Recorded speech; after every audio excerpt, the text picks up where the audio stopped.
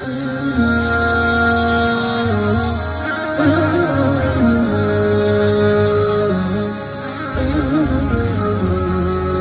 لوگ لڑکا لڑکی کے معاملے میں بری نیت کے ساتھ شامل ہو کر کے رشتوں کو بنانے کے بجائے بگاڑنے کی کوشش کرتے ہیں، اور ایسے لوگ انتہائی بدترین ہیں جو رشتوں کے اندر دراڑ ڈالتے ہیں۔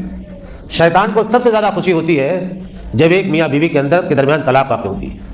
محترم حضرات، دینی اور ملی بھائیوں، جو آیت آپ کے سامنے پڑھی گئی یہ 5ویں پارے میں سورہ نساء کی آیتیں۔ یورپین ممالک کو یا مغرب کو یا مسلمانوں کے دشمنوں کو قرآن مجید کے یا اسلام کے جن باتوں پر اعتراضات ہیں ان میں ایک بڑا اعتراض مسلمان عورت کی حیثیت کو لے کر کے الزام یہ عائد کیا جاتا ہے کہ اسلام نے اور مسلمانوں نے اپنی خواتین کو وہ حقوق نہیں دیے جس کی وہ مستحق ہے، یا آج دنیا میں ایک عورت کو جو حقوق حاصل ہیں، جو آزادی حاصل ہے، وہ حقوق اور آزادی اسلام دینے کے لیے تیار نہیں۔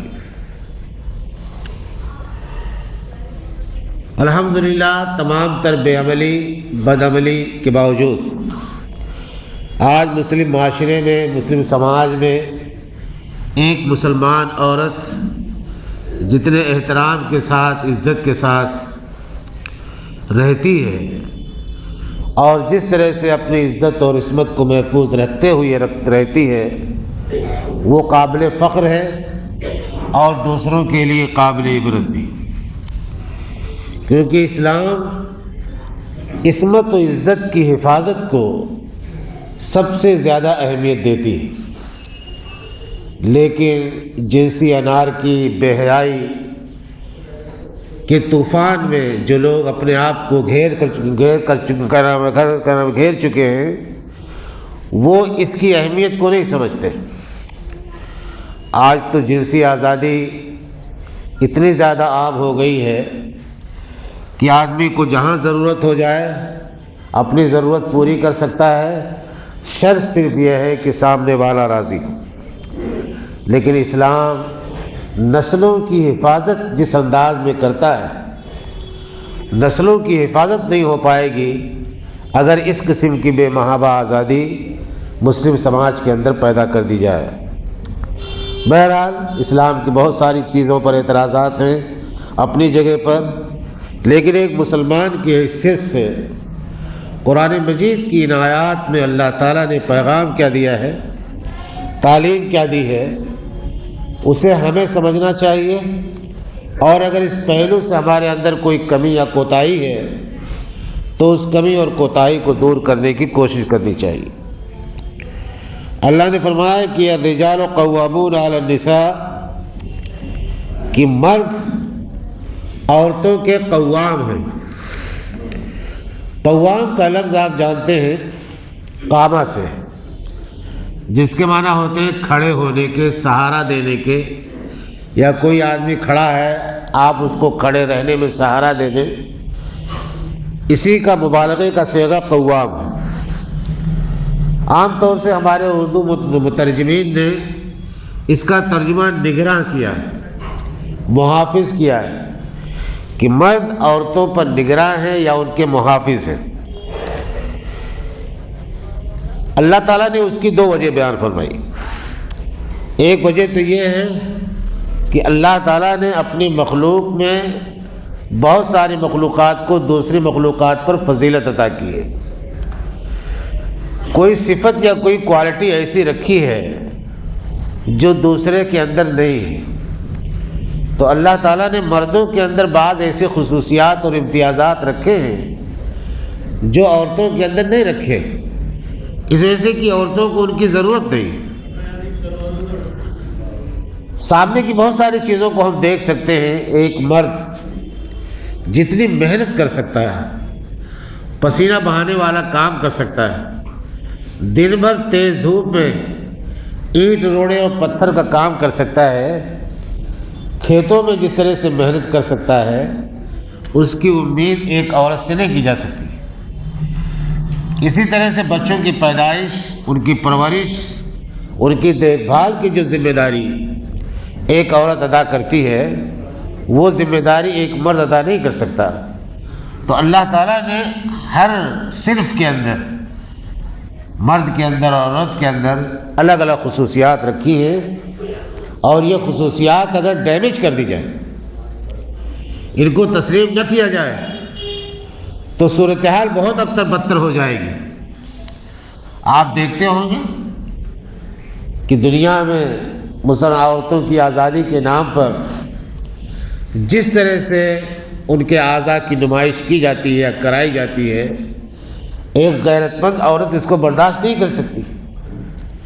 سخت سردی میں ایک آدمی اپنے آپ کو کوٹ پتلون میں بند رکھتا ہے، اور عورت سے یہ کہہ دیا جاتا ہے یا سکھا دیا گیا ہے کہ نہیں، تمہیں صرف اسکرٹ پہننا چاہیے۔ اگر کوئی شرمسا کا نام ہے، یعنی حیا و شرم والی کوئی عورت ہو تو ایسا لباس پہننا وہ پسند نہیں کرے گی، لیکن اسے اس کی آزادی کا نام دیا گیا کہ وہ جو چاہے پہن سکتی۔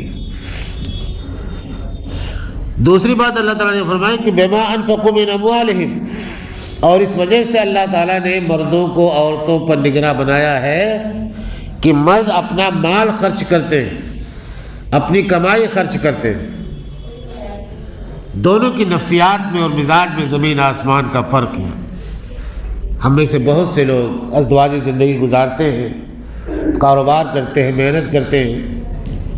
ایک مرد اپنی کمائی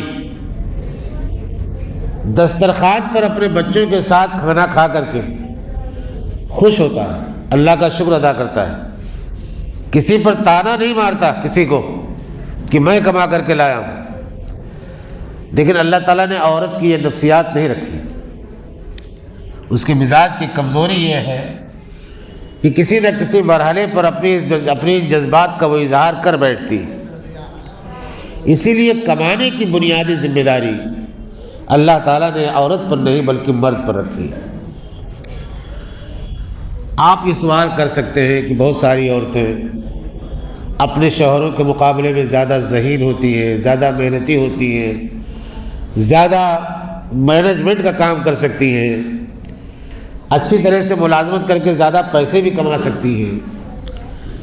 لیکن یہ چند ایک مثالیں ہیں، اور جب کوئی قانون بنایا جاتا ہے تو جنرل لوگوں کو دیکھ کے بنایا جاتا ہے۔ چند ایک مستثنیات ہو سکتی ہیں، کوئی عورت پہلوان ہو سکتی ہے، کوئی عورت پائلٹ بن سکتی ہے، کوئی عورت جہاز چلا سکتی ہے، کوئی عورت جنگ لڑ سکتی ہے، لیکن ساری عورتوں کی کوالٹی اور خصوصیات نہیں ہوتی۔ تو اس قسم کی مثالوں سے قانون نہیں بدلے جاتے۔ آگے اللہ نے فرمایا کہ فالصالحات، تو نیک عورتیں وہ ہیں، قانتات، جو عبادت گزار ہیں، اللہ تعالیٰ کی فرما بردار ہیں، حافظات للغیب بما حفظ اللہ، اور غیب میں رہتے ہوئے، لوگوں کی نگاہوں سے دور رہتے ہوئے ان چیزوں کی حفاظت کرتی ہیں جن کی حفاظت کرنے کا اللہ تعالیٰ نے حکم دیا۔ ایک عورت پر بہت بڑی ذمہ داری ہے، دنیا کی نگاہیں نہیں دیکھ سکتی، چند منٹوں میں وہ اپنے شوہر کی نسل کو خراب کر سکتی ہے۔ لیکن اللہ تعالیٰ نے فرمایا کہ نیک خواتین وہ ہیں جو ان چیزوں کو غیب میں بھی، اندھیرے میں بھی، بند کمرے میں بھی محفوظ رکھتی ہیں، جن کو محفوظ رکھنے کا اللہ تعالیٰ نے حکم دیا ہے۔ آگے اللہ نے فرمایا کہ واللاتی تخافون نشوزہن، اور جن عورتوں کی سرکشی کا تمہیں اندیشہ ہو۔ اگر کسی شوہر کو یہ لگ رہا ہے کہ میری بیوی گھر کی ذمہ داریاں نہیں اٹھاتی، میری بات نہیں مانتی، گھر کا انتظام درہم برہم ہے، وقت پر کوئی کام نہیں ہوتا، اس کی ضرورتیں پوری نہیں ہوتی، تو اللہ تعالیٰ نے فرمایا کہ فوراً کوئی فیصلہ نہ لو، غصے میں آ کر کے فوراً کوئی فیصلہ نہ لو، یہی بات اللہ تعالیٰ یہاں بتانا چاہتا ہے۔ دو چیزیں ہیں، ایک تو ہماری خواہش ہے، ہماری مرضی ہے، اور دوسری طرف اللہ تعالیٰ کی خواہش یا اللہ تعالیٰ کی مرضی یا اللہ تعالیٰ کا حکم۔ ہمیں یہ فیصلہ کرنا ہے کہ ایسے نازک مواقع پر ہمیں اللہ تعالیٰ کی مرضی کے مطابق قدم اٹھانا ہے یا اپنی خواہشات کی پیروی کرنی ہے۔ یہ قرآن مجید کا بنایا ہوا قانون اور اللہ تعالیٰ کا دیا ہوا فرمان ایک مسلمان کی حیثیت سے جو اللہ پر اور اللہ کے رسول پر ایمان رکھتا ہے، اس کی یہ ذمہ داری بنتی ہے کہ اللہ تعالیٰ کی چاہت اور اس کی مرضی کے مطابق قدم اٹھائے۔ اللہ نے کیا فرمایا؟ فَعِظُوهُنَّ، ایسی سرکش عورتوں کو نصیحت کرو، واعظ کہو۔ واعظ کہتے ہیں ہمدردی کے ساتھ، شفقت کے ساتھ، محبت کے ساتھ، ملائمیت کے ساتھ کسی کو نصیحت کرنا۔ آج تو ہمارے یہاں واعظ جو ہے اس کا مفہوم الگ ہو گیا ہے، ہاتھ پیر چلانا، چلانا، ایک دوسرے پر بم گرانا، یہ واعظ نہیں، یہ لڑائی اور جھگڑا ہے، جسے بدقسمتی سے ہم لوگوں نے واعظ کا نام دے رکھا ہے۔ اور جتنے جلسوں میں اس قسم کے مقررین آتے ہیں، چیختے چلاتے ہیں، یہ صرف ملت کے اندر فساد پیدا کرتے ہیں، اصلاح کا کوئی کام ان سے نہیں ہوتا۔ تو اللہ نے فرمایا کہ نصیحت کرو، نصیحت سے اگر کام چل جائے تو پھر ازدواجی زندگی اپنے معمول پر آ گئی، زندگی گزارو۔ اور اگر نصیحت کرنے سے بات نہیں بن رہی ہے، وَاهْجُرُوهُنَّ فِي الْمَضَاجِعِ، تو بستر پر بیوی کو تنہا چھوڑ دو۔ یہ نہیں کہا کہ بستر الگ کر دو، کمرہ الگ کر دو، اپنی بستر پر اسے الگ کر دو۔ یہ بڑا اہم حکم ہے۔ کسی سے آپ ناراض ہوں تو آپ اس کے ساتھ بیٹھنا نہیں چاہتے، اسے اپنے ساتھ بیٹھنے نہیں دیتے، اپنا کمرہ شیئر نہیں کرنے دیتے۔ اللہ تعالیٰ فرمایا کہ ایسا مت کرو، اسے کمرے سے باہر نہ نکالو، نہ گھر سے نکالو، بلکہ اپنے ہی بستر پر اسے الگ رکھو۔ عورت کی جو نفسیات اللہ تعالیٰ نے بنائی ہے، اس نفسیات کا تقاضا یہ ہے کہ اس قسم کی ناراضگی اپنے شوہر کی کوئی عورت برداشت نہیں کر سکتی، وہ اپنی سبکی اور بے عزتی محسوس کرتی ہے کہ شوہر پاس موجود ہے لیکن اس کی طرف اس کی توجہ نہیں ہے۔ تو اگر اتنی حس زندہ ہے بیوی کے اندر تو پھر وہ اپنی سرکشی سے باز آ جائے گی اور آپ کے اس رویے پر شرمندہ ہو کر کے اپنے گزشتہ رویے پر معافی مانگے گی۔ اس سے بھی بات اگر نہیں بنتی ہے تو اگلا قدم کیا ہے کہ وَاضْرِبُوهُنَّ، اور انہیں ہلکی چپت لگاؤ۔ یہ تیسرا قدم ہے۔ مارنے کا مطلب یہ نہیں ہے کہ لاٹھی ڈنڈے سے ہمارے آدمی چہرہ بگاڑ دے، اور مردوں کا ہاتھ تو آپ جانتے ہیں کہ ویسے بڑا مضبوط ہوتا ہے، ایک تھپڑ اگر گال پہ لگ جائے ظاہر بات ہے چہرہ ٹیڑھا ہو جائے گا۔ اس قسم کی مارنے سے اللہ کے نبی صلی اللہ علیہ وسلم نے منع فرمایا، سختی کے ساتھ منع فرمایا کہ کوئی شخص اپنی بیوی کو جانوروں کی طرح سے نہ پیٹے، چہرے پر مت مارے، اس وجہ سے کہ چہرہ اللہ تعالیٰ نے ہر انسان کا بڑا خوبصورت بنایا ہے، اور چہرہ بگاڑنے کی اجازت کسی کو نہیں دی جا سکتی۔ ایک حدیث میں اس کی اور وضاحت کی گئی ہے، بعض تابعین اور تبع تابعین اپنے آثار میں بیان کرتے ہیں کہ مسواک سے مارے۔ مسواک آپ جانتے ہیں چھوٹی سی ہوتی ہے، اگر اس سے کوئی شوہر اپنی بیوی کو مارتا ہے تو کتنی چوٹ لگ سکتی ہے آپ اندازہ کر سکتے ہیں۔ فَإِنْ أَطَعْنَكُمْ فَلَا تَبْغُوا عَلَيْهِنَّ السَّبِيلَ، یہ خاص بات ہے جو اللہ تعالیٰ نے فرمائی کہ اتنا سارا قدم اٹھانے کے بعد اگر بیوی تمہاری فرما بردار بن جاتی ہے تو پھر ان کو ستانے کے لیے، اس کو ستانے کے لیے راستے مت تلاش کرو، بہانے مت تلاش کرو۔ نمک زیادہ ہو گیا، مرچ زیادہ ہو گیا، گھر میں فلاں چیز فلاں جگہ کیوں ہے، فلاں بچہ ایسا کیوں ہے۔ شوہر دسیوں بہانے نکال سکتا ہے بیوی کو ستانے کے لیے یا اس کو مارنے کے لیے۔ تو اللہ تعالیٰ نے فرمایا کہ اگر بیوی فرما بردار بن جاتی ہے تو پھر اس کو ستانے کے لیے طرح طرح کے ہیلے مت تلاش کرو۔ ان اللہ کان علیا کبیرا، وہ بات آئی جو بات بارہا کہتا ہوں میں کہ اللہ تعالیٰ جب کوئی حکم بیان کرتا ہے تو اپنی صفت کا حوالہ دیتا ہے۔ کیا کہا؟ علیا کبیرا، سب سے بلند، سب سے بڑا اللہ تعالیٰ ہے، تم نہیں۔ تمہیں تو وقتی طور پر ایک بڑائی دی گئی، ایک عورت پر قوام بنایا گیا اور تم اپنی جامے سے باہر ہو گئے، اللہ تعالیٰ کی ایک مخلوق کو ستانے پر آمادہ ہو گئے۔ تم یہ بھول گئے کہ اللہ تعالیٰ کتنا بڑا ہے۔ تو اگر اللہ تعالیٰ کی کبریائی اور عظمت تمہارے پیش نظر رہے گی تو اپنی بڑائی بھول جاؤ گے، لیکن اگر اللہ تعالیٰ کی کبریائی، بڑائی اور عظمت ایک مسلمان کے سامنے نہ رہے تو تو اپنے آپ کو وقت کا فرعون سمجھے گا۔ تو وقت کا فرعون وہی سمجھے گا جس کے سامنے اللہ تعالیٰ کی علیہ و کبیرہ صفت نہ ہو۔ وَإِنْ خِفْتُمْ شِقَاقَ بَيْنِهِمَا فَبَعْثُوا حَكَمًا مِّنْ أَهْلِهِ وَحَكَمًا مِّنْ أَهْلِهَا۔ اب دونوں گھروں کے ذمہ داروں کو اللہ تعالیٰ حکم دیتا ہے۔ ہمارے ہاں تو کبھی کبھی یہ صورتحال پیدا ہوتی ہے، ارے بھائی میاں بیوی کا معاملہ ہے وہ نمٹ لیں گے۔ اگر بات بگڑ رہی ہے، بیٹے اور بہو میں تکرار روزانہ ہوتی ہے، تو ماں باپ غیر جانبدار نہ رہیں بلکہ معاملے کو سنجیدگی کے ساتھ لیں تاکہ نوبت وہاں تک نہ پہنچنے پائے کہ طلاق دینے کا ارادہ بن جائے۔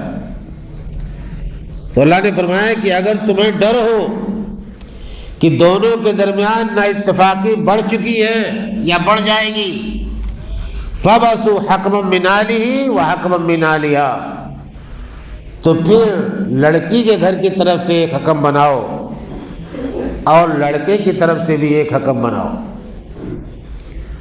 فیصلہ کرنے کے لیے دو ذمہ داروں کو متعین کرو، ایک لڑکے کے گھر کا جسے سارے حالات کا علم ہو اور ایک لڑکی کے گھر کا جسے سارے حالات کا علم ہو۔ اب حکم ظاہر بات ہے کہ جب اکٹھا ہوں گے تو بات کس موضوع پر کریں گے؟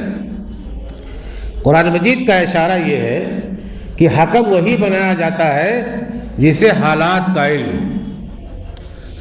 لڑکی کا حکم لڑکی کے ساتھ بیٹھ کر کے سنجیدگی کے ساتھ اس کی ساری شکایات سنیں، اپنے شوہر سے اس کو کیا کیا شکایتیں ہیں، کیا کمزوریاں ہیں شوہر کی جو اس کے لیے قابل برداشت نہیں ہے۔ حکم کے سامنے سچائی اور دیانتداری کے ساتھ ساری باتیں لڑکی رکھے گی، کوئی بات یہاں چھپانے کی نہیں رہ جاتی، اب ساری باتیں رکھنی ضروری۔ اسی طرح سے لڑکا اپنی طرف سے جو حکم بنایا گیا ہے اسے اپنی شکایتیں بتائے گا کہ اس کی بیوی سے اسے کیا کیا شکایتیں ہیں۔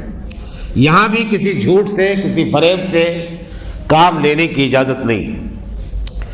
اللہ نے فرمایا کہ یوں یرید اصلاحا یوفق اللہ بینہما، اگر یہ دونوں حکم بات کو بنانا چاہتے ہیں، صلح کرانے کا ارادہ ہے، تو اللہ تعالیٰ دونوں کے درمیان، میاں بیوی کے درمیان لازمی طور پر موافقت پیدا کر دے گا، غلط فہمیاں دور کر دے گا، ازدواجی زندگی نئے سرے سے پٹری پر آ جائے گی۔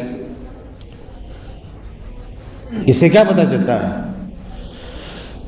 کہ اس موقع پر جو حکم بنایا جائے وہ انتہائی دیانتدار ہونا چاہیے۔ بدقسمتی سے کوئی ایسا حکم بن گیا جو چاہتا ہی نہیں کہ یہ دونوں میاں بیوی رہے، لڑکی کے باپ یہ سوچ کر کے حکم بنا کر کے لایا کہ یہ میرا رشتہ دار ہے، حالانکہ وہ رشتہ دار خود دل سے برا ہے، تو ایسی صورت میں معاملات خراب ہوتے ہیں۔ کتنے واقعات ہیں علی گڑھ میں جو میرے ساتھ گزرے۔ ایک میاں بیوی کے اختلاف کے موقع پر فیصلے میں مدعو کیا گیا، وہاں لڑکا لڑکی کی ساری باتیں سنی تو پتہ یہ چلا کہ لڑکی کا ماموں بہت زیادہ اچھل کود مچائے ہوئے، زیادہ وہی بولتا تھا۔ میں نے کہا کہ بھئی تم اپنی بھانجی کو بولنے نہیں دیتے، تم ہی بڑھ بڑھ کر کے بولتے ہو، تمہاری بھانجی کی مرضی کیا ہے اسے تو پہلے سن لیا جائے۔ میں نے مجلس میں لڑکی کو بلا کر کے پوچھا کہ تم کیا چاہتی ہو، شوہر کے ساتھ رہنا چاہتی ہو یا شوہر سے علیحدہ رہنا چاہتی ہو؟ لڑکی نے بھری مجلس میں کہا کہ میں اپنے شوہر کے ساتھ رہنا چاہتی ہوں۔ میں نے کہا پھر بات ختم ہو جاتی، پھر آپ لوگ کیوں لڑائی لڑ رہے ہیں؟ تو بعض لوگ لڑکا لڑکی کے معاملے میں بری نیت کے ساتھ شامل ہو کر کے رشتوں کو بنانے کے بجائے بگاڑنے کی کوشش کرتے ہیں، اور ایسے لوگ انتہائی بدترین ہیں جو رشتوں کے اندر دراڑ ڈالتے ہیں۔ شیطان کو سب سے زیادہ خوشی ہوتی ہے جب ایک میاں بیوی کے درمیان طلاق واقع ہوتی ہے، تو یہ زندگیاں جس طرح سے گزرتی ہیں اور میاں بیوی بن جانے کے بعد جس طرح کی ذمہ داریاں عائد ہوتی ہیں، بچوں کی پرورش، تربیت، ایک گھر کو بنا سنوار کے چلنا، ازدواجی زندگی کو پرمسرت بنائے رکھنا، یہ دنیا کی سب سے بڑی نعمت اور دولت۔ اگر اس نعمت سے انسان محروم ہو جائے تو پھر اسے کہیں سکون نہیں ملے گا، نہ بازار میں سکون ملے گا، نہ کارخانے میں اور نہ دکان میں، نہ دوستوں کی مجلس میں۔ تو اللہ تعالیٰ نے جو اقدامات کرنے کا حکم دیا ہے یہ اللہ کا بتایا ہوا قانون ہے۔ مشکل ہماری یہ ہے کہ جب سے مسلک وجود میں آئے، مسلمان فرقوں میں بٹے، تو ہر مسلک نے اپنی سمبل طے کر لی، ترجیحات طے کر لی، زیادہ دو چار ہوگی ترجیحات میں، وہی دو چار ترجیحات ان کے دین کا اوڑھنا بچھونا بن گئے۔ کوئی شخص قرآن مجید کی اس آیت پر اس لیے غور کرنے کے لیے تیار نہیں ہے کہ یہ کسی دیوبندی، کسی بریلوی، کسی اہل حدیث کا مسئلہ نہیں ہے، یہ اس میں تو ہم سب ننگے ہیں، چاہے وہ اختلاف اہل حدیث گھرانے کا ہو، چاہے دیوبندی گھرانے کا ہو، چاہے بریلوی گھرانے کا ہو، کوئی قرآن مجید کی اس آیت پر غور کرنے کے لیے تیار نہیں۔ تو اللہ تعالیٰ نے ازدواجی زندگی کو بہتر طور پر چلانے کے لیے، خوبصورت انداز میں چلانے کے لیے، ان ذمہ داریوں کو اٹھانے کے لیے جو ذمہ داریاں میاں بیوی بن جانے کے بعد ایک دوسرے پر عائد ہوتی ہیں، جو طریقہ بتایا ہے اس طریقے کی پیروی ہمارے لیے ضروری ہے۔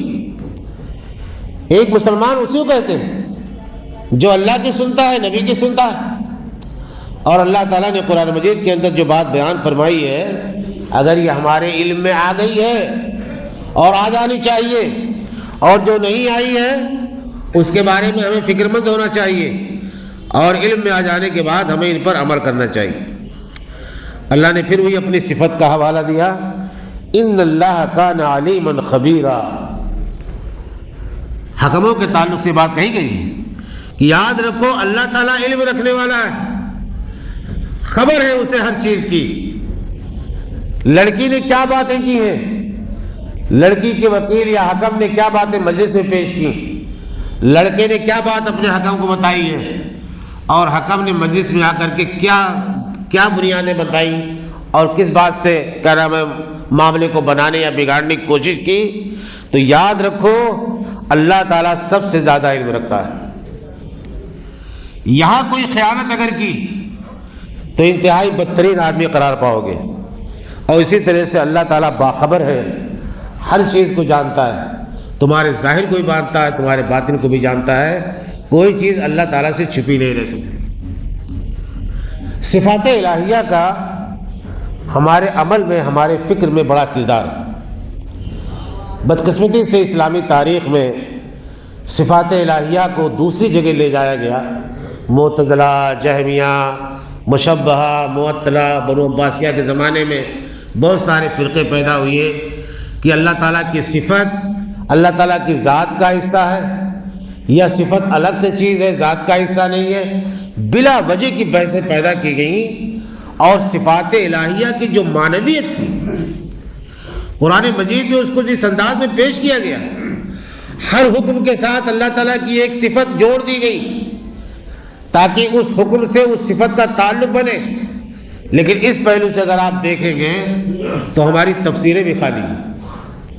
کوئی مفسر اس بات پر متوجہ نہیں کرتا کہ اللہ تعالیٰ نے یہ قانون بتایا اور اپنی اس صفت کا حوالہ دیا، اس قانون کا تعلق اللہ تعالیٰ کی اس صفت سے ہے۔ اگر تم اللہ کی اس صفت پر ایمان رکھتے ہو تو تمہیں اللہ تعالیٰ کے اس قانون کو ماننا چاہیے۔ کون مسلمان ہے جو اللہ تعالیٰ کی کسی صفت کا انکار کر دے؟ اس پہلو سے اگر ہم نے اپنے عوام کی تربیت کی ہوتی تو شاید ان کی عملی زندگی آج سے کہیں زیادہ بہتر ہوتی۔ اللہ تعالیٰ سے دعا یہ ہے کہ ہمیں اپنے احکام کو، اپنے قوانین کو سمجھنے اور پر عمل کرنے کی توفیق عطا فرمائے۔ وآخر دعوانا الحمدللہ۔